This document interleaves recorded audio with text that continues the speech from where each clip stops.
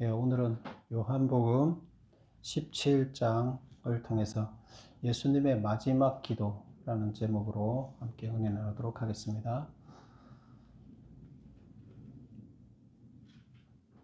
우리는 16장에서 이제 16장 내용이 기억나시나요?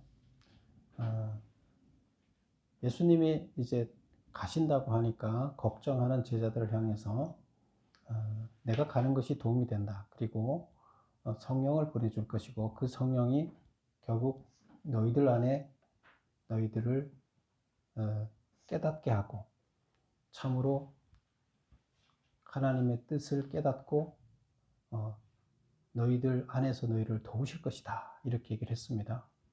그래서 이 성령에 관한 이야기를 하시고 나서 17장이 이어지는 이야기입니다. 그래서 오늘은 이제 17장은 예수님이 공식적으로 행하는 마지막 기도입니다. 공식적으로 행하는 마지막 기도의 내용이 뭘까? 죽으시기 전에 하나님 앞에 공식적으로 행하는 마지막 기도. 그것이 뭘까? 큰 타이틀을 먼저 볼까요? 5절까지 보면 십자가와 그 영광을 위한 기도. 그 다음에 두 번째 보면 제자들을 위한 기도. 제자들이 어떻게 되기를 바라느냐? 하나 되기를 바라는 기도고, 그 다음에 믿는 자들을 위한 기도. 이것은 제자들이 또 제자 삼은 미래의 교회들을 위한 기도. 합치면 뭐 이것도 제자고 저것도 제자죠. 그래서 예수님의 영광을 위한 기도. 예수님의 영광이라는 것은 십자가와의 싸움에서 이기게 해서 십자가의 사명을 감당하는 거죠. 그래서 내가 이 땅에 온 목적이 십자가에 달려서 죽어서 죄 문제를 해결하는 것인데, 십자가에서 잘 죽고 죄 문제를 해결할 수 있도록, 그래서 그 일이 하나님께 영광을 돌리는 일인데 그 일을 잘 감당해낼 수 있도록 도와주십시오 하는 기도가 공식적으로 행하는 첫 번째 기도예요. 그 다음에 두 번째 기도가 이 땅에 오신 목적이 제자들을 양성해 놓고 제자들이 예수님 대신에 일하게 하는 거였잖아요. 예수님은 이제 가시잖아요. 그러면 이 땅에서 남겨진 제자들이 일을 제대로 할 수 있게 해주세요 하는 거겠죠. 그럼 그 일을 제대로 하는 것이 조건이 뭐냐? 하나 되게 하는 거예요. 우리는 다 각자 생각이 틀리잖아요. 그런데 그것이 하나가 돼야 되는, 한 사람이 하는 것처럼 마음이 같아져야 된다는 거예요. 그럼 그건 어떻게 가능할까요? 그 이야기를 여기서 합니다. 그래서 제자들이 하나 되게 돼서 하나님의 일을 맡은 자들로서 그 사명을 잘 감당할 수 있게 해달라 하는 그 기도가 두 번째 기도가 되겠습니다. 그래서 크게 보면 이 두 가지 기도를 마지막 공식적인 기도로 하셨다. 이렇게 볼 수 있습니다. 자세한 내용을 한번 들어가 보겠습니다. 1절을 한번 볼까요?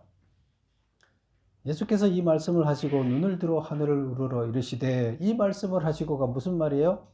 성령이 너희들을 도울 것이다. 내가 가는 것이 유익하다. 성령이 와서 너희들을 보혜사로서 옆에서 너희 안에서 다 도와줄 것이다. 그래서 내가 세상을 이긴 것처럼 너희들도 이기게 해줄 것이다. 그 성령이 누구기 때문이에요? 하나님이고 곧 자신이잖아요. 예수님 자신이고 하나님이시기 때문에 그 영이 도우미로 와서 있는 역할만 하기 때문에 성령이라고 부를 뿐이지 그분이 하나님이에요. 하나님의 영이 우리 안에 임해서 우리와 하나 되는 거죠. 그럼 우리가 하나님을 받은 자로서, 하나님의 영이 우리 안에 거하는 자로서 우리의 영과 하나님 영이 같이 있으니까 우리는 신인 거예요. 곧 우리가. 그래서 그런 자이기 때문에 우리는 내가 하나님의 영이, 예수님이 다시 오시는 것이기 때문에 너희들한테는 그게 유익하니까 걱정하지 마라. 이 얘기를 하신 거예요. 그 얘기를 말씀을 하시고 눈을 들어 하늘을 이르러 이제 가되 새로운 보혜사가 와서 도와줄 거다. 그리고 이제 마지막 기도를 하는 거죠. 마지막 기도 이야기가 하늘을 우러러 이르시되 기도하는 거죠. 아버지여 때가 이르렀사오니 아들을 영화롭게 하여 하사 아들로 아버지를 영화롭게 하게 하옵소서. 보면 때가 이르렀사오니, 무슨 때가 이르렀다는 거예요? 우리가 때에 대해서 이 요한복음 앞전에 보면 계속 아직 때가 이르지 않았기 때문에 예수님이 아직 때가 이르지 않았다 이런 얘기를 계속했죠. 이게 뭐예요? 죽을 때가 아직 안 됐다. 십자가에 달릴 때가 아직 아니다. 그 얘기예요. 여기서는 때가 이르렀다는 얘기는 죽을 때가 됐다. 십자가에 내가 달릴 때가 됐다. 그 전에 해야 할 일을 다 했고 하나님이 계획한 시간이 왔다. 이런 얘기가 되는 거죠. 그래서 이들을 아들을 영화롭게 하사. 아들은 누구예요? 자기 자신이죠. 예수님이 하나님의 아들의 신분으로 오셨기 때문에 인간의 육체를 입고 온 하나님을 하나님의 아들이라는 형식으로 우리는 일컬고 있죠. 그래서 인간의 몸을 입고 오셨을 때 하나님이지만 우리는 그것을 하나님의 아들이라고 이렇게 칭하고 있기 때문에 아들로 아버지를 영화롭게 하옵소서. 그래서 여기서 영화롭게 한다는 얘기가 나오죠. 영화롭다는 게 영광스럽게 이런 같은 얘기예요. 결국 영화가 무슨 뜻이에요? 원래 뭐 자랑스럽다는 얘기죠. 자랑스럽다. 그래서 우리가 상을 받으면 이 영광을 누구한테 나누겠습니다. 이 자랑을 누구와 나누고 싶습니다. 누가 도움을 줬기 때문에 이 영광을 그에게 드리고 싶습니다. 내가 잘해서가 아니라 그 사람이 도와줘서 잘했기 때문에 이런 그 자랑 뭐 이런 것이죠. 영광. 그래서 아들을 영화롭게 하사 자기 자신을 영화롭게 해달라. 그게 무슨 말일까요? 자기 자신을 영화롭게 해달라. 그러면 아들로 아버지를 영화롭게 하게 하옵소서. 그렇게 할 때 아들이 아버지를 또 영광스럽게 한다는 얘기예요. 그래서 영화롭게 한다는 것은 자기 자신을 영화롭게 한다는 건 자기 자신이 십자가의 그 고난을 잘 극복하고 돌아갈 수 있게끔 해달라, 죽을 수 있게 해달라 그 얘기예요. 그래서 그렇게 하면 그게 영광이 누구의 영광이 되는 거예요? 하나님의 영광이 되는 거예요. 그 하나님이 인간의 육체를 입고 이 땅에 오셔서 스스로 우리를 사랑해서 사랑의 희생을 위해서 자기가 죽는 거잖아요. 근데 그것은 하나님의 계획이었고 하나님의 뜻이었고 그 계획이 다 실천되면 자식들을 다 살리는 거잖아요. 그 하나님은 그 살리는 게 목표고 살렸을 때 하나님은 엄청 자랑스럽겠죠. 기쁘겠죠.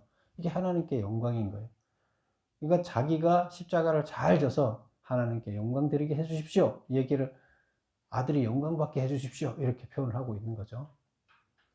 그 다음에 2절 보면 아버지께서 아들에게 주신 모든 사람에게 영생을 주게 하시려고 만민을 다스리는 권세를 아들에게 주셨음이로이다. 여기서 권세라는 얘기가 나오죠. 영생을 주고 만민을 다스리는 권세를 아들에게 주셨다. 그 만민을 다스리는 권세를 아들에게 주셨는데 그 이유가 왜 주셨다고 나와요? 모든 사람에게 영생을 주게 하려고. 그래서 만민을 다스리는 권세라는 것은 만민을 죽이고 살리는 권세예요. 다시 말하면 심판권이에요. 하나님의 심판권을 누구한테 줬다는 거예요? 인간의 몸을 입고 와서 자기가 죽어서 자기 몸을 죽여서 이들을 대신 살리는 이런 지위를 갖고 온 예수님한테 인간을 다스릴 모든 고난을 줬다는 거예요. 심판하고 살리고 죽일 고난을 다 줬다는 거예요. 그렇게 한 이유는 뭐 때문이라고요? 네, 모든 사람들, 이 땅에 있는 모든 사람들을 다 어떻게 하든 구원해내라고 그 고난을 줬다는 거예요. 다 쳐서 죽이라고 한 게 아니라 그들을 살려내기 하기 위해서 고난을 주셨다. 이렇게 얘기를 하고 있습니다. 그 다음에 3절에 보면 영생은 곧 유일하신 참 하나님과 그가 보내신 자 예수 그리스도를 아는 것이다. 영생이라는 건 뭐예요? 죽지 않고 계속 사는 거, 구원받는 거죠. 구원, 영생 같은 말이죠. 영원히 산다. 구원받는다. 죽지 않고 계속 산다. 죽으면 영이 죽게 되면 결국 영이 구속되는 거죠. 지옥 가는 거죠. 근데 죽지 않고 하나님과 계속 거하게 되는 걸 영생이라고 하는데, 영생은 유일하신 하나님과 그가 보내신 예수 그리스도를 아는 것이다. 아는 것이라는 것은 믿는 것이랑 같은 얘기인데, 결국 하나님과 예수님을 아는 것이 영생이다 이렇게 얘기를 해요. 아는 거하고 하나님을 믿는 게 어떻게 영생이 돼요? 예, 바로 이 얘기는 함축되어 있지만 이 십자가랑 연결된 십자가에 관한 이야기를 하는 거잖아요. 예수님 십자가 지는 것에 관한 이야기를 지금 하고 있어요. 예수님이 십자가에 져서 죄 문제를 해결했기 때문에 영생이 만들어지는 거잖아요. 죄 문제가 있으면 영생할 수가 없어요. 죄 때문에 지옥 가야죠. 그런데 죄 문제를 해결한 예수님이 있었고 그 예수님을 보낸 하나님이 있었기 때문에 결국 하나님과 예수님이 죄 문제를 해결하지 않았다면 영생의 문제는 영생은 어떤 사람도 스스로 영생할 수가 없어요. 하나님과 예수님이 만들었기 때문에 죄의 문제를 해결했기 때문에 가능한 거예요. 그래서 영생은 곧 하나님, 예수님을 보낸 하나님과 십자가를 진 예수님을 알고 믿는 것이라는 거예요. 다음 4절 아버지께서 내게 하라고 주신 일을 내가 이루어 아버지를 이 세상에 영화롭게 하였사오니 이거는 이제 십자가를 져서 결국 하나님께 영광을 드리게 됐다는 얘기인데 이거는 아직 이루어지지 않았죠. 십자가에 아직 달리기 전인데 마지막 기도에서 일어난 일처럼 이렇게 얘기를 한다는 것은 자기가 결정을 했다는 거죠. 하나님의 그 계획을 그대로 결정을 했고 자기가 결정한 대로 실행하겠다는 확신을 얘기하는 거예요. 그래서 이루어진 것처럼 이렇게 세상을 영화롭게 하였사오니 과거형으로 아직 미래에 일어날 일인데 과거형으로 얘기를 하고 있고요. 5절 아버지여 창세전에 내가 아버지와 함께 가졌던 영화로서 지금도 아버지와 함께 나를 영화롭게 하옵소서. 여기서 창세전에 어떤 영화를 갖고 있었어요? 원래 이 세상을 만들기 전에 이 세상을 만든 자 다음에 예수님이 계셨어요? 아니죠. 예수님이 이 세상을 만드셨다고 나오잖아요. 하나님의 아들인 예수님이 이 세상을 만들었는데 세상을 만들기 전에 뭘로 계셨어요? 로고스, 말씀으로 계셨다. 영으로 계셨다. 그래서 그때 하나님과 같이 있었던 그때 그 상황이 창세전에 있던 상황이 영화로운 상황이었고 지금은 예수님이 이 땅에 오셨을 때는 인간의 육체를 입고 신이 인간의 육체를 입고 왔다는 것은 지금 아주 하층으로 최고 낮은 하층으로 왔다는 얘기예요. 그런데 지금 인간의 죄 문제를 다 해결하고 난 다음에 육체를 벗어던지고 다시 원래 자리로 돌아가는 거죠. 창세전에 있던 그 자리로 돌아가는 거죠. 그것을 영화로운 자리다 이렇게 얘기를 하고 있습니다. 그래서 여기서 아버지여 창세전에 내가 아버지와 함께 가졌던 영화로서 지금도 아버지와 함께 나를 영화롭게 하옵소서. 그때로 다시 돌아가게 해 주십시오. 내가 이 문제를 다 해결하고 나면 이제 이렇게 기도를 드리는 겁니다. 자, 여기까지 보고 1절부터 5절까지 그 메모를 보겠습니다. 예수께서는 때가 이르러 싸우니 아들을 영화롭게 해달라고 기도하셨다. 무슨 뜻인가? 영화롭게 해달라고 당당하게 말씀하신 이유는 무엇인가? 죽임을 당하실 때가 되었으니 그 일을 실현해서 영광을 받아 눈에 띄도록 해달라는 것이다.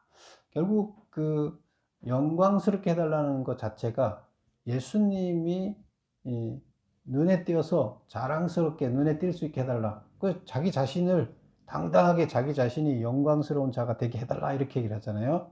근데 그렇게 한 이유는 뭐냐? 십자가 죽음으로 만민을 구하는 일은 결국 예수님 자신의 영광이 아니라 아버지의 영광을 나타내기 때문이다. 십자가 죽음은 세상의 하나님과 그 사람을 드러내 보여주는 일이기 때문이다. 결국에 십자가를 지고 돌아가시는 일 자체가 인간을 구원하고 인간을 사랑하신 하나님을 드러내는 모습이에요. 요한복음에서 계속 표적을 얘기했잖아요. 예수님이 행하신 표적 이렇게 표적이라는 용어를 썼다 그랬죠. 이 기적이라는 용어를 안 쓰고 왜 표적이라는 용어를 썼다고 그랬죠? 예. 하나님이 행하신 일이기 때문에 인간으로서는 할 수 없는 일. 그래서 예수님이 하나님이라는 것을 증거하는 기적이다. 그래서 그것을 일반 기적이라고 표현하지 않고 표적이라는 증거라는 뜻으로 이렇게 더 기적보다 강한 내가 하나님인 표적, 증거다 하는 말로 기적이라 쓰지 않고 기적은 우연히 일어날 수 있잖아요. 표적은 하나님이 직접 행하신 보여준다는 의미로서 표적이다, 증거다. 그래서 예수님이 하나님이라는 것을 보여주기 위해서 표적을 여러 번 기록하고 있다 이렇게 썼어요. 행하셨다. 그리고 이제 마지막 표적은 뭐예요? 결국에 하나님이 인간을 위해서 자기가 죽는 그 표적, 십자가의 표적이에요. 십자가에 죽으신 사건이 가장 큰 표적이에요. 하나님을 드러내는. 하나님이 어떤 분인가? 인간을 위해서 죽는 하나님이다. 나는 내가 죽기까지 너희들을 사랑하는 자다. 이 마지막 가장 강력한 표적이 십자가 사건이에요. 그래서 지금 이것을 인간을 살리는 이것을 가장 영광스러운 일이고 그것을 예수님의 행해서 하나님의 영광을 돌리는 일이다. 이렇게 해서 십자가 사건 자체가 가장 큰 영광인데 그 영광이 하나님이 계획한 대로 제가 잘 실현할 수 있게 해주세요 하는 기도가 되는 거죠. 그럼 2번 보겠습니다. 만민을 다스리는 권세란 무엇인가? 1번 메모 보면 모든 사람을 죽이고 살릴 수 있는 권세, 심판하는 권세다. 그래서 만민을 다스리는 권세를 예수님한테 줬다 이렇게 얘기를 했죠. 두 번째, 영생은 유일하신 참 하나님과 그분을 보내신 예수님을 아는 것이라고 했다. 그 이유는 무엇인가? 왜 그분을 아는 것이 영생이라고 했느냐? 모든 사람에게 영생을 주도록 하기 위해서다. 그 전에 그 두 번째 질문이, 하나님께서 예수님에게 만민을 다스리는 권세를 주신 이유는 모든 사람에게 영생을 주도록 하기 위한 것이다. 그 다음에 세 번째, 영생은 유일하신 참 하나님과 그를 보내신 예수님을 아는 것이라고 했다. 그렇게 말하는 이유는 영생을 얻기 위해서는 자신의 죄 문제를 해결하고 심판대에 잘못했네요. 영생을 얻기 위해서는 자신의 죄 문제를 해결하고 심판대에 서야 한다. 결국 죄 문제를 해결해 주는 예수님과 그를 보내신 하나님을 알고 그분을 따르는 것만이 영생을 얻을 수 있는 유일한 길이기 때문이다. 영생을 얻기 위해서는 우리가 죄 문제를 해결하고 심판대에 서지 말아야 된다. 그러니까 우리가 심판대에 서면 심판대에서 죄로 판정을 다 받게 된다 이 얘기예요. 근데 서지 말아야 되는 이유는 예수님이 우리 죄를 해결해서 심판대에 안 서도록 죄인이 아니게끔 그래서 재판정까지 안 간다는 얘기예요. 이미 면책을 받는다는 얘기예요. 그래서 심판대에 서지 말아야지 심판대에 서면 우리는 무조건 죄인이 되는 거예요. 그래서 그 전에 예수님께서 내 죄를 져서 심판대에 끌어내려서 예수님이 대신 심판대에 서셨기 때문에 우리를 끌어내려서 심판대에 서지 않게 해줬다는 거예요. 그게 우리한테 영생을 주는 거라는 그런 뜻입니다. 3번 보겠습니다. 예수님은 아직 그의 사역이 끝나지 않았음에도 불구하고 그것을 완수하였노라고 고백하신다. 그 이유는 무엇인가? 자신의 마지막 과업이 당연히 이루어지리라고 생각하셨기 때문이다. 본인이 결정한 거죠. 그렇게 하겠다고. 그래서 당연히 이루어질 걸로 이미 확신을 하고 그렇게 한 거죠. 그 이유는 무엇인가? 그 다음에 두 번째, 예수님은 영화를 회복시켜 달라고 기도하셨다. 그 영화란 무엇인가? 예수님이 이 땅에서 구원 사역을 완성하셨으니 이 땅에 오시기 전에 영광을 회복시켜 달라는 뜻이다. 지금 쭉 설명했던 거 다시 한번 정리했습니다. 그래서 영광에 관한 이야기를 하고 있는데 영화, 십자가에 달리시는 것이 하나님께 영광 돌리는 일이고 다시 그것은 하나님의 사랑을 이 세상에 전달하는 거고 하나님이 역사하시고 계시다. 죽을 너희들을 살리기 위해서 하나님이 죽으셨다. 대신 죽으셨다 하는 것을 세상에 전하는 가장 강력한 메시지라는 거예요. 뭐가요? 십자가 죽음이. 그래서 그것은 하나님 자신을 세상에 드러내 보여주는 가장 강력한 표적이다. 그래서 자신의 생명을 던지는 그 십자가가 우리한테 중요한 거죠. 우리가 이렇게 십자가를 다른 거면 예수님이 우리를 죽기까지 사랑한 그 사랑을 우리가 잊지 말자. 실천하자. 그리고 우리도 예수님을 본받아 죽기까지 사람들을 사랑하자. 이거죠.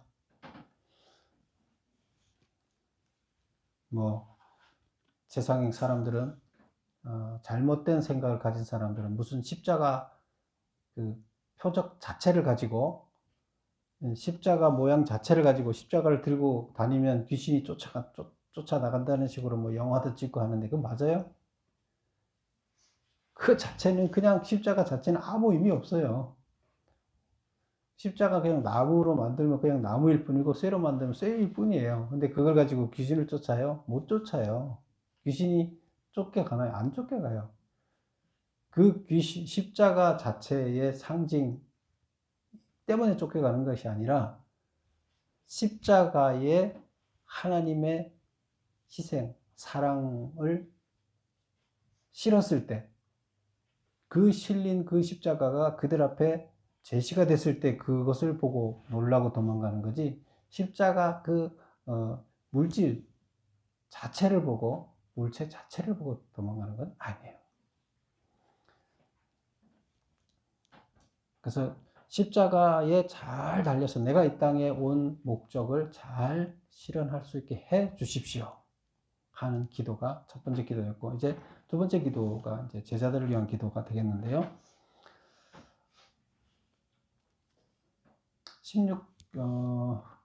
6절을 한번 볼까요? 세상 중에서 내게 주신 사람들에게 내가 아버지의 이름을 나타내었나이다. 보세요.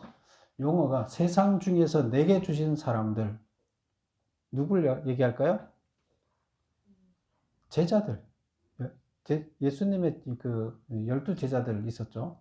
그래서 세상 중에서 내게 주신 사람들, 제자들에게 내가 아버지의 이름을 나타내었나이다. 이 아버지의 이름을 나타내었나이다가 무슨 뜻이에요?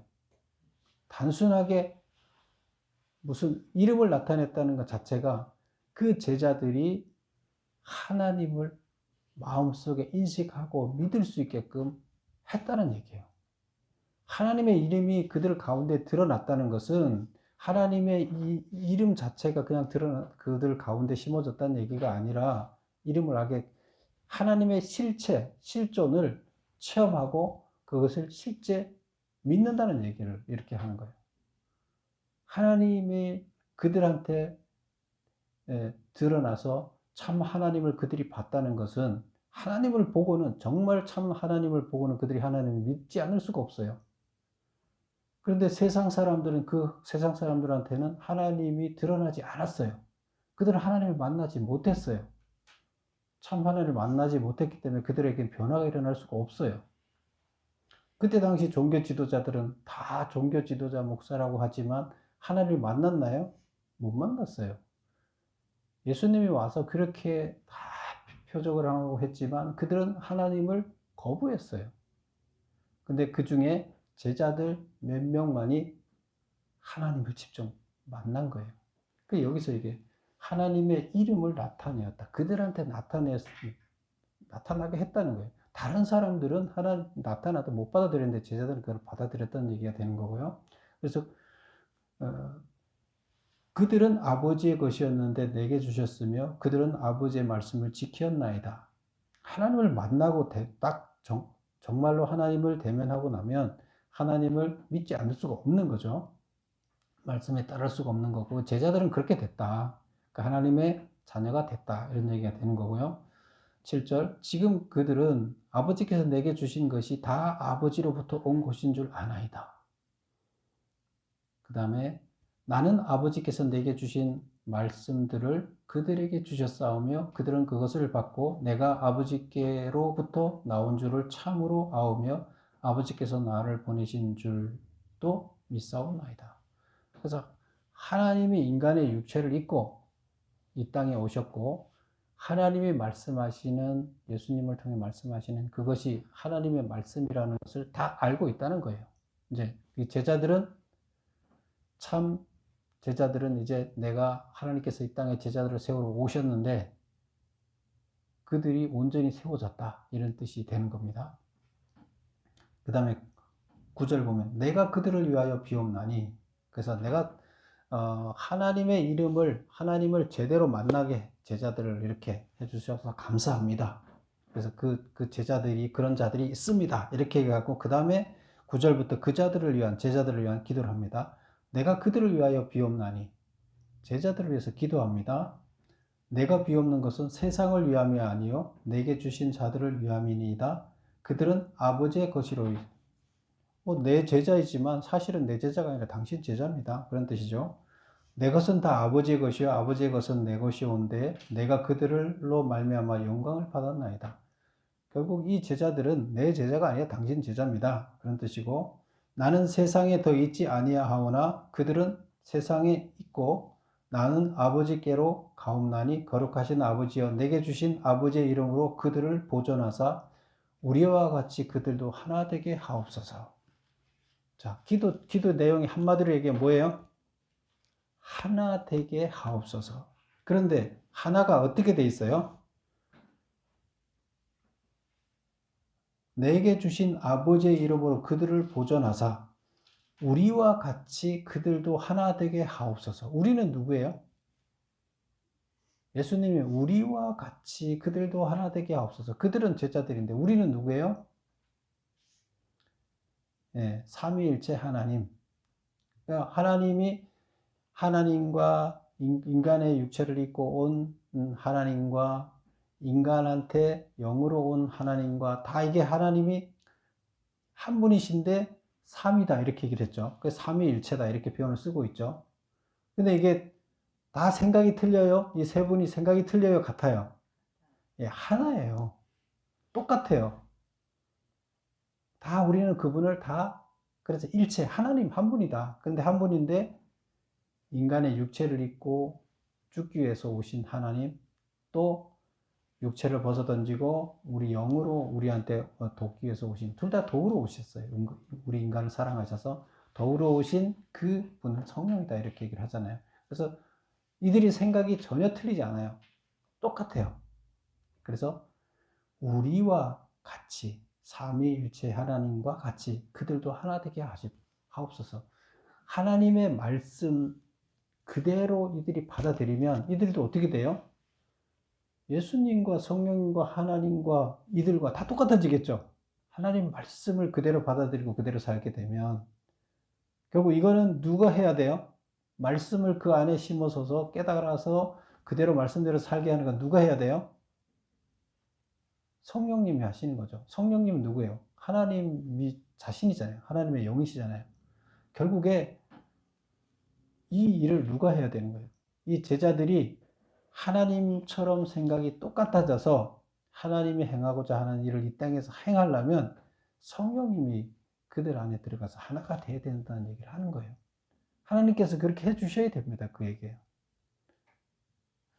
인간들끼리 하나가 얼핏 여기 읽어보면 그들도 하나가 되게 하소서, 그들끼리 하나가 되게 하소서 이렇게 쓴 표현처럼 보여요. 그건 당연한 일이죠. 우리 인간들의 생각이 다 틀린데 우리 인간들의 생각이 다 틀린 사람들이 연합을 해서 야 우리 생각 다 틀리지 이렇게 생각 맞추자 이게 되나요? 안 돼요. 하나님의 영이 다 임하면 한 영이 다 임했기 때문에 모든 사람들이 수천 명이 되더라도 하나님의 같은 영이 임하면 어떻게 돼요? 뜻이 하나가 되는 거예요. 결국 사람들이 생각이 다 하나님을 향해서 뜻이 똑같아지게 하세요 이런 기도처럼 보이지만 실제로는 그것이 아니라 하나님의 영이 모든 사람들에 임하게 해주세요. 그리고 그들이 하나님의 영이 임해서 하나님의 생각처럼 다 바뀌게 해주세요. 하나 되게 해주세요. 그렇게 되면 이들이 나눠져서 서로 나눠질 수가 없다는 거예요. 그 얘기를 하고 있는 거예요. 근데 우리는 이거를 착각해서 우리들끼리 서로 연대해서 하나님과 상관없이 뜻을 같이 하고 교회는 한 가지 목소리를 내야 되고 뭐 이렇게 얘기를 하는데 그건 자기들의 생각이고 자기들의 계획이에요. 그 지금 교회들이 뭐 서로 뭐 팔을 나누고 교단을 나누고 서로 뜻이 안 맞으면 계속 교단을 만들잖아요. 하나님 이름으로 만들지만 우리 그래도 감리교는 전 세계 교단이 하나밖에 없어요. 이 뜻에 따라서. 근데 장로교는 우리나라만 해도 지금 140에서 150개 정도 교단이 만들어졌다 그래요. 계속 교단이라는 것은 우리나라에서는 법으로 5개 교회만 모이면 하나 교단이 되게 했어요. 그러면 5명만, 목사 5명만 있으면 돼요. 그러면 교단 하나 만드는 거 승인이 나요. 교단이 하루에도 몇백 개 만들어질 수 있죠. 5명씩 자기들이 교단 하나 만들면 되는 거니까. 네. 어쨌건 여기서 뜻은 하나님의 영이 들어가서 하나님의 영으로 우리가 하나 되게 해주세요. 이 얘기가 되는 겁니다. 그 다음에 12절 보면 내가 그들과 함께 있을 때 내게 주신 아버지의 이름으로 그들을 보존하고 지키었나이다. 그 중에 하나도 멸망하지 않고 다만 멸망의 자식뿐이오니 이는 성경을 응하게 함이니라. 여기서 다 보존이 잘 됐는데 멸망의 자식 한 명은 안 됐다. 보존이 안 됐다. 멸망의 자식이 누구예요? 네, 가룟 유다죠. 그런데 그러면 가룟 유다가 성경의 뜻을 임하기 위해서 자기의 생각이랑 상관없이 그렇게 됐다는 얘기일까요? 하나님이 강제로 가룟 유다를 나쁜 짓을 하게끔, 성경에 이루기 위해서 나쁜 짓을 하게끔 했다는 뜻일까요? 우리는 얼핏 읽으면 하나님의 뜻을 이루기 위해서 가룟 유다를 하나님을 배신하게 만들고 성경에 나와 있는 뜻을 이루게 했다. 이렇게 지금 읽을 수가 있어요. 그런데 우리가 앞에서도 봤지만 예수님께서는 그 가룟 유다 한 명이 예수님을 배반하고 파멸의 길로 가서 그 인생이 망가지는 것을 너무나 고통스러워 하셔서 그들을 그렇게 되지 않도록 하기 위해서 엄청 노력하셨어요. 그렇죠? 그 과정을 우리가 지켜봤어요. 근데 누군가가 하기는 해야 되지만 예수님이 가르쳤던 제자 중에 되지를 않기를 바라는 예수님의 심정은 그대로 전달되어 있어요. 그런데 그 결정은 누가 한 거예요? 가룟 유다 자신이 한 거예요. 근데 그 결정은 자신이 결정한, 우리 인간의 죄 문제도 다 마찬가지예요. 결정권을 줬기 때문에 하나님은 절대로 우리를 강제하지 않아요. 모든 것을 우리의 결정에 맡깁니다. 단지 깨우치게 해주고 스스로 결정하게 할 뿐이에요. 책임은 누구한테 있어요? 하나님이 나를 안 구해줘서 나 망했다 이렇게 얘기할 거 아니에요. 나중에 하나님이 나 안 지켜주고 쟤만 지켜주고 쟤만 구원해주고 나 안 구원해줬잖아요. 그래서 나 망하게 했잖아요. 그래서 지옥 가게 했잖아요. 이렇게 갈 거예요 그때 가서? 아니에요. 기회는 다 공평하게 준 공평의 하나님인데 우리가 어떻게 결정하느냐에 따라서 내 인생을 결정한 거예요.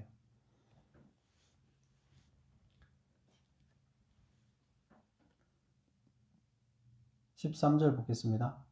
지금 내가 아버지께로 가오니 내가 세상에서 이 말을 하옵는 것은 그들로 내 기쁨을 그들 안에서 충만히 가지게 하려 합니다.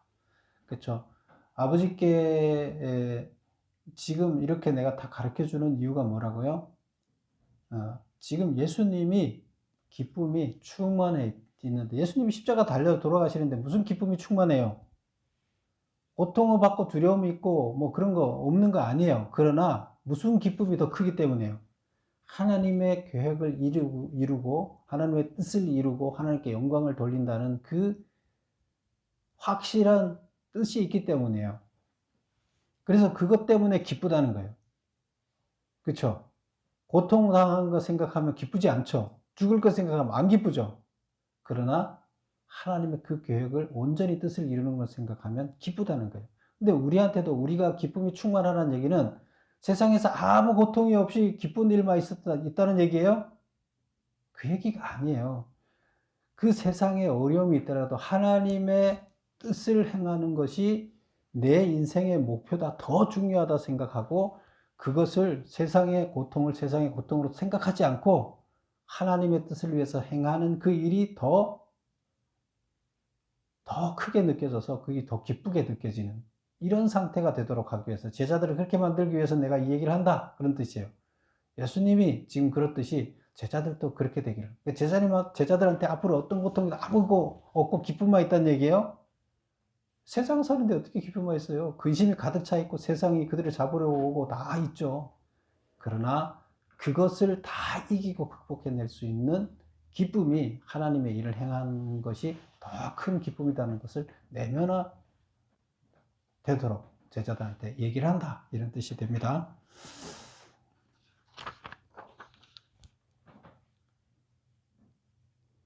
자, 메모 4번을 보겠습니다. 아버지의 이름을 나타내었다는 것은 무슨 뜻인가? 아버지의 참된 본성을 계시하셨다는 뜻이다. 제자들은 예수님을 통해 참 하나님을 받아들였다는 뜻이다. 그래서 제자들한테 참 하나님을 받아들이게끔 이렇게 했습니다. 그 다음에 5번. 제자들이 하나가 되게 해달라고 기도하셨다. 하나가 되어야 하는 대상은 누구인가? 왜 이토록 하나를 강조하셨는가? 아버지의 이름은 세상의 악으로부터 저희를 성별하실 뿐 아니라 또한 하나가 되게 하신다. 하나가 되어야 할 대상은 하나님과 예수님과 제자들이다. 그래서 하나님과 예수님 뿐만이 아니라 제자들도 하나님과 하나가 되게 해달라고 기도하는 거예요. 그 얘기입니다. 그 다음에 왜 이토록 강조를 하느냐? 일치가 하나님의 본질이며 실존이기 때문이다. 하나가 되어야 하나님의 참 제자가 될 수 있기 때문이다. 하나님의 영이 그 안에 들어와서 하나가 되지 않는다면 결국에 제자들은 그 일을 사명을 감당할 수 없다는 얘기예요. 결국에 하나가 되게 해달라는 얘기는 성령님께서 그들 가운데 임해서 그들의 마음이 하나님과 똑같게 해주세요. 그 얘기예요. 그렇죠? 그게 안 되면 이들은 제자로서 이 세상을 이겨낼 수 없습니다. 그 얘기를 하는 겁니다. 우리도 마찬가지예요. 우리가 세상을 이겨내고 참 하나님의 제자로서 이 세상을 살아나가고 승리자가 되려면, 구원자가 되고 영생을 얻으려면 어떻게 돼요? 하나님과 하나가 돼야 되는데, 하나가 되는 게 성령이 내 안에 계셔야 되는 거예요. 그렇지 않으면 우리는 불가능해요. 6번. 멸망의 자식은 누구인가? 악에서 넘겨진 가롯 유다를 지칭한다. 자기 의사에 반하여 지옥에 떨어지게 된 가엾은 희생자가 아니라 스스로 선을 넘어서는 결정을 내림으로써 성경에 예언되어 있는 일을 행했다는 뜻이다. 7번. 제자들은 어려움 속에서 어떻게 기쁨을 가질 수 있는가? 세상이 제자들을 미워하는 이유는 무엇인가? 제자들이 악에 빠지지 않고 진리로 무장되어 거룩하게 보존되도록 해달라고 기도하시는 이유는 뭐냐? 첫 번째, 어려움 속에서 어떻게 기쁨을 가질 수 있을까? 아버지의 뜻을 깨달아 실천하게 되면 예수님처럼 그들에게도 기쁨과 감격이 생겨날 것이기 때문이다. 그래서 하나님의 참 뜻이 세상의 고통을 능가한다는 거예요. 그걸 깨닫고 나면. 그래서 세상은 나를 계속 고통스럽게 하지만, 그러나 그 고통을 받으면서도 내 안에는 기쁨이 차고 넘친다는 뜻이에요. 고통이 없다는 뜻이 아니에요. 하나님 믿으면 다 고통 없고 다 지켜준다는 뜻이 아니에요. 그걸 이길 만한 하나님이 기쁨을 나한테 준다는 얘기예요. 감격을. 아시겠죠? 그 다음에 두 번째 질문이 뭔가요? 세상이 제자들을 미워하는 이유는 뭔가? 왜 세상은 제자들을 미워하느냐? 본문에서 그렇게 얘기하고 있죠. 세상에 속하지 아니하고 하나님께 속했기 때문이다. 예수님이 하나님께 속했기 때문에 세상이 나를 미워했다. 똑같이 이 제자들도 세상에 속하지 않고 하나님께 속해 있습니다. 그래서 세상은 이들을 미워하고 죽이려고 할 것입니다. 이제 그 얘기죠. 우리가 세상에서 산다는 것 자체가 하나님께서 우리를 하나님의 아들로 보내셔서, 하나님의 종으로 보내셔서 세상을 정복하라 그러잖아요. 마귀들의 세상을 하나님 세상으로 바꿔야 되잖아요. 당연히 이 세상에서 전투가 일어나는 거죠. 그렇죠? 고통이 없겠어요? 그리고 세상은 호락호락 하겠어요? 아니죠. 세상은 우리를 미워하게 되어 있습니다. 그래서 온전하게 사는 자, 의롭게 살려고 하는 자들은 앞에는 항상 어떤 자가 있어요? 의롭지 않은 자들이 자기들의 불의가 그들 앞에 서면 드러나기 때문에 그를 죽이려고 하는 거죠. 의로운 자를 어떻게 하든 죽여야 되는 거예요. 그래야 자기들의 불의가 드러나지 않아요. 정치하는 사람들도 똑같아요. 악한 놈들이 의로운 자가 있으면 어떻게 하든 그들을 죽여내야 자기가 살아요. 안 그러면 자기가 나쁜 놈이라는 게 다 드러나잖아요. 우리 하나님을 믿는 사람도 마찬가지고 세상의 진리는 똑같습니다. 결국 우리는 이 세상의 악이라는 세상 속에 악을 선으로 바꾸기 위해서 왔기 때문에 세상에 있는 자들을 이겨내야 되기 때문에, 악을 이겨내야 되기 때문에 전쟁하러 온 거예요. 그래서 세상은 우리를 미워하게 돼 있어요. 우리는 그 미움을 당연한 것으로 받아들여야 됩니다. 3번 보겠습니다. 그 다음에 세 번째 질문이 제자들이 악에 빠지지 않고 진리로 무장되어 거룩하게 보존되도록 해달라고 기도하신 이유는 이들이 하나님을 보여주고 세상을 구원해야 되기 때문이다. 그렇죠? 이들이 하나님의 계획은 세상을 다 구원하는 거고 하나님 나라를 만드는 거예요. 그런데 그 일을 누가 해야 돼요? 제자들이. 지금 예수님은 이제 제자들 심어놓고 가셨잖아요. 계약해놓고. 제자들이 계약자로서, 저희 계약의 당사자로서 그 일을 해야 되는데 그들을 하나님이 지켜주지 않으면 어떻게 그 일을 해내겠어요? 하나님의 성령이 그들 가운데 거해서 하나 되어서 그들을 이끌어 주셔야 가능하다, 이 얘기를 하는 겁니다. 그 다음에 이제 20절부터 그 23절까지 나오는 이야기가, 20절 한번 볼까요? 내가 비옵는 것은 이 사람들만 위함이 아니요. 이 사람들은 누구예요? 앞에 얘기했던 지금 제자들을 기도했죠. 제자들만을 위함이 아니요. 또 그들로 말미암아 나를 믿는 사람들. 이게 누구예요? 제자들이 전도해서 교인으로 만드는 사람들. 이 사람, 이런 얘기죠. 그들로 말미암아 나를 믿는 사람들. 다시 말하면 오늘날의 교회를 얘기하는 거예요. 성도를 얘기하는 거예요. 그 자들을 위해서도 기도한다. 그 기도 내용이 뭐냐? 하나 되게 해달라. 그들도 하나 되게 해달라는, 하나님의 성령이 그들 안에 들어가서 결국 하나님과 하나 되게 해주세요. 그 얘기예요. 그랬을 때 인간들끼리도 연합하게 되는 거고 결국 하나님의 뜻을 실행하는 하나님의 제자가 다 되는 거예요. 그 얘기를, 제자들만을 위해서 기도를 하고 제자들이 전도하는 또 새로운 미래의 교회들도 똑같이 하나 되게 해주세요. 이 제자들처럼. 그 얘기를 반복해서 하고 있습니다. 그리고 이제 마지막에 24절부터 26절까지 나오는 이야기는 이제 마지막 마무리하는 이야기인데, 마지막 26절 한번 볼까요? 내가 아버지의 이름을 그들에게 알게 하였고 또 알게 하리니. 이는 여기서 아버지의 이름을 알게 하였고는 12제자들을 얘기하는 거고, 알게 하리니는 앞으로 12제자들이 또 만들어 놓을 제자들을 얘기하는, 교회를 얘기하는 거죠. 이는 나를 사랑하신 사랑이 그들 안에 있고 나도 그들 안에 있게 하려 함이라. 나를 사랑하신 사랑, 하나님이 예수님을 사랑하신 그 사랑이 누구한테도 있고 이 교인들 안에도 있고 교회 안에도 있고 나도 그들 안에 있게 하려 함이라. 이게 하나예요. 그래서 결국에 우리는 하나님의 영으로 다 연결돼서 하나가 되는 거예요. 그렇게 해달라고 하는 거고, 결국 하나 된 영으로 이 인간들 가운데 하나님의 영이 임해서 하나 되게 해달라. 우리는 하나님을 믿는다는 게 결국 뭐 하는 거예요? 하나님의 영이 내 안에 거하게 하시는 거예요. 그게 하나님을 믿는 거예요. 그게 안 되면 우리는 세상이 되는 거예요. 제자가 되는 것이 아니에요. 세상이 되는 거예요. 그래서 예수님의 마지막 기도는 하나님의 성령이 하나님을 믿는 자들 안에 거하셔서 결국 이들 모두가 하나님과 하나 되게 해주세요. 이게 마지막 기도예요. 여러분, 하나님의 영과 하나 되셔야 됩니다. 그래야 우리가 영생에 들어가는 우리가 될 수 있기를 축원합니다. 기도하겠습니다.